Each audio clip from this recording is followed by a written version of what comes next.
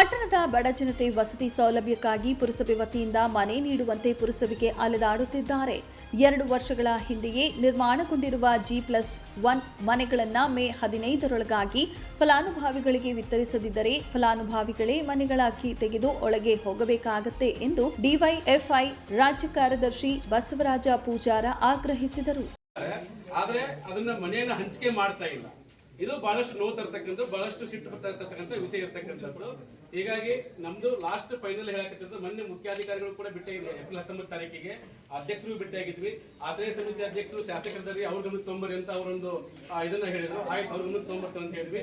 ನಮ್ದು ನಮ್ಮ ಸಮಸ್ಯೆಯನ್ನ ಶಾಸಕರು ಪರಿಹಾರ ಮಾಡೋದು ಖಂಡಿತ ಭರವಸೆ ಇದೆ.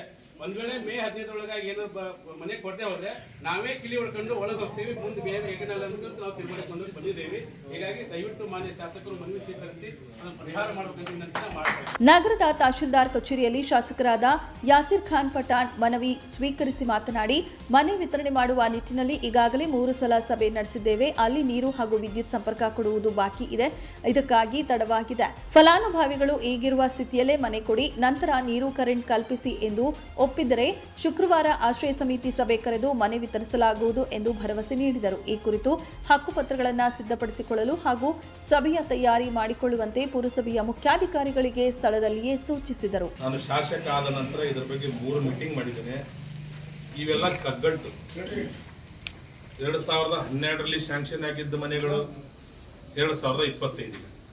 ತಮ್ಮೆಲ್ಲರ ಆಶೀರ್ವಾದದಿಂದ ನಾನು ಶಾಸಕನಾಗಿದ ನಂತರ ನನಗೆ ಯಾವುದೂ ಕಗ್ಗಂಟು ಇಡಕ್ಕೆ ಆಸೆ ಇಲ್ಲ.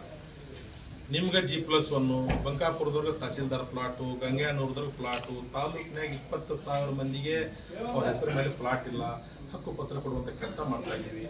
ನಿಮ್ದು ಇದೇನೈತಲ್ಲ, ಇದರಲ್ಲಿ ಏನಾಗಿದೆ ಅಂತ ಹೇಳಿದ್ರೆ ನಾವೆಲ್ಲ ಶಾರ್ಟ್ ಔಟ್ ಮಾಡಿದ್ವಿ. ನನಗೇನು ಬೇರೆ ನೋವೇನಿಲ್ಲ ರೀ. ನಿಮ್ಗೆ ಸ್ವಲ್ಪ ಮಂದಿಗೆ ಅಷ್ಟೇ ಮನೆ ಕೊಡೋಕ್ಕಾಗ್ತೈತೆ. ಈಗ 165 ಮನೆ ರೆಡಿ ಅದಾವ, ಕರೆಂಟ್ ಕನೆಕ್ಷನ್ ಇಲ್ಲ. ಆಮೇಲೆ ಯಾರ್ಗ ಒಂದು ಊರಾಗ ಒಂದು ಗುಂಜಿ ಒಂದು ಆಣೆ ಜಾಗ ಇದ್ರು ಅವ್ರು ಕೊಡಕ್ಕೆ ಕೊಡೋದಿಲ್ಲ. ಗೈಡ್ಲೈನ್ಸ್ ಪ್ರಕಾರ ಕಂಪ್ಲೀಟ್ಲಿ ನಿರ್ಗತಿಕರಾದ್ರೆ ಕೊಡ್ತೇವೆ ನಾವು. ಈಗಾಗಲೇ 165 ಫಲಾನುಭವಿಗಳ ಲಿಸ್ಟನ್ನು ಹಚ್ಚೇವಿ. ಸುಮ್ಮನೆ ರಾಜಕಾರಣ ನಡೀತಿದ್ರಾಗ ಅವ್ರು ಕೊಟ್ಟರು ಇವ್ರು ಕೊಟ್ಟರು, ಒಂದು ಫಲಾನುಭವಿಯನ್ನು ನಾವು ಆಯ್ಕೆ ಮಾಡಿಲ್ಲ. ಹಿಂದೆ ಯಾರ್ಯಾರು ಕೊಟ್ಟಾರಲ್ಲ, ಯಾರ್ಯಾರು ದುಡ್ಡು ತುಂಬ್ಯಾರಲ್ಲ ಅವ್ರಿಗೆ ಆಯ್ಕೆ ಮಾಡ್ತೀವಿ. ಆ ಆಯ್ಕೆಯಲ್ಲಿ ನಿಮ್ಮ ಹೆಸರು ಐತಿಲ್ಲೋ ನೋಡ್ಕೊಳ್ಳಿ.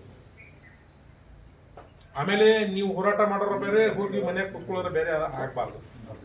ರೈಟಾ? ಯಾಕಂದ್ರೆ ತೊಂದರೆ ನಿಮ್ಗೆ ಇರ್ಬೋದು, ಆದ್ರೆ ಕಾನೂನಾಗ ನಿಮ್ಗೆ ಕೊಡಕ್ಕೆ ಅವಕಾಶ ಇಲ್ಲ.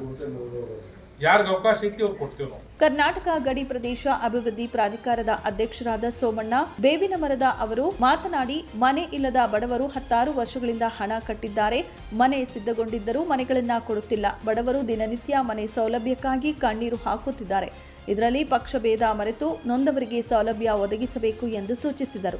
ಈ ಸಂದರ್ಭದಲ್ಲಿ ತಹಶೀಲ್ದಾರರಾದ ರವಿ ಕೊರವರ, ಪುರಸಭೆ ಮುಖ್ಯಾಧಿಕಾರಿಗಳಾದ ಕೆ ಮಲ್ಲೇಶ್, G+1 ಮನೆ ಫಲಾನುಭವಿಗಳ ಹೋರಾಟ ಸಮಿತಿ ಹಾಗೂ ಡಿವೈಎಫ್ಐ ಮುಖಂಡರಾದ ವಿಠಲ ಮಾಳೋಧೆ, ವೀರಣ್ಣ ಗಡಿಯವರ, ಆಸ್ಮಾ ದೇವಸೂರ, ಭಾರತಿ ಪೂಜಾರ, ಕಿಶೋರ ದೋತ್ರದ, ಶಾಂತಕ ಗಡ್ಡಿಯವರ, ಮಂಜುಳಾ ತಡಸ, ವಿಜಯಲಕ್ಷ್ಮಿ ಅಂಬಿಗೇರ ಸೇರಿದಂತೆ ಇನ್ನಿತರರು ಉಪಸ್ಥಿತರಿದ್ದರು.